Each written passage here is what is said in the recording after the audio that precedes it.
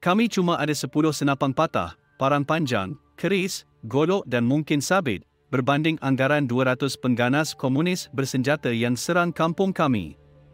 Tapi dengan pertolongan Allah, berkat kami semua bersatu, teguh hati dan tidak menyerah kalah, akhirnya gerombolan musuh berundur, kata bekas ketua kampung, Mat Deli Alang Ibrahim ketika ditemui di rumahnya di kampung Bukit Sapi.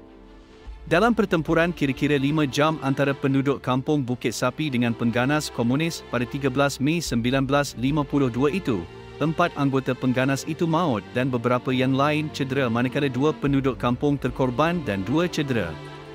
Masih segar dalam ingatan pertempuran yang berlaku berpuluh tahun lalu, Mat Deli yang berusia 17 tahun ketika itu hanya bertindak sebagai pembawa peluru membantu bapanya, Alang Ibrahim Itam, menahan asakan kumpulan pemberontak negara itu.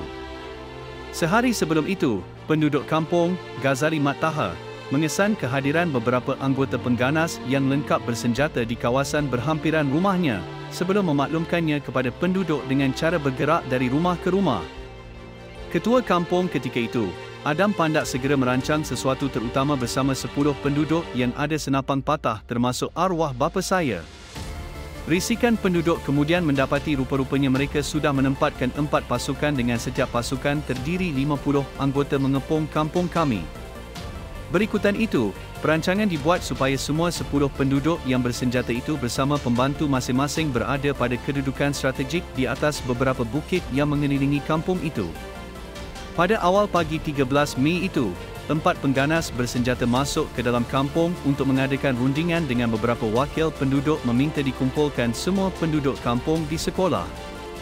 Mat Deli berkata, permintaan itu bagaimanapun ditolak mengakibatkan anggota komunis tidak berpuas hati dan melepaskan tembakan di udara. Serentak itu segerombolan pengganas masuk untuk menyerang dan merampas barangan penduduk. Kira-kira jam 8 pagi, bunyi letupan senjata api pertama kedengaran dan disambut tembakan bertalu-talu dari 4 penjuru yang dikawal pasukan pengganas itu ke arah kampung tengah dalam kawasan kampung Bukit Sapi. Ketika itu, senjata musuh tertumpu ke atas bukit iaitu ke arah 10 penduduk yang bersenjatakan senapang patah yang bertahan di situ.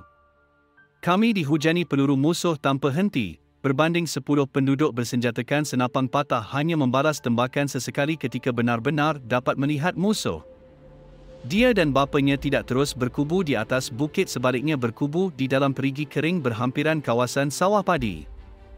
Ketika bunyi letupan terus bertali arus, tiba-tiba seorang pengganas berjaya ditembak mati oleh penduduk bernama Nayan Mat Aris yang berlindung di pangkal pokok kelapa, tetapi dia kemudian turut ditembak mati.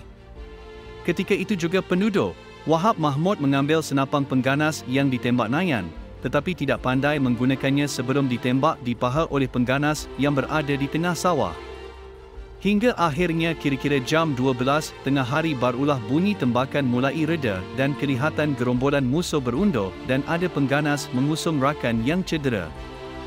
Apabila musuh berundur sepenuhnya dan tiada lagi kedengaran bunyi tembakan, tidak lama kemudian, penduduk pun keluar dari tempat persembunyian dan menemui tubuh penduduk bernama Bujai Ahmad yang turut terkorban. Menurutnya, pasukan polis tiba di kampung itu kira-kira jam 1 tengah hari dan pada mulanya tidak percaya berlaku pertempuran sengit antara penduduk kampung dengan pengganas komunis, sebelum 2 peloton tentera Guha tiba sejam kemudian untuk menjejaki musuh yang berundur itu.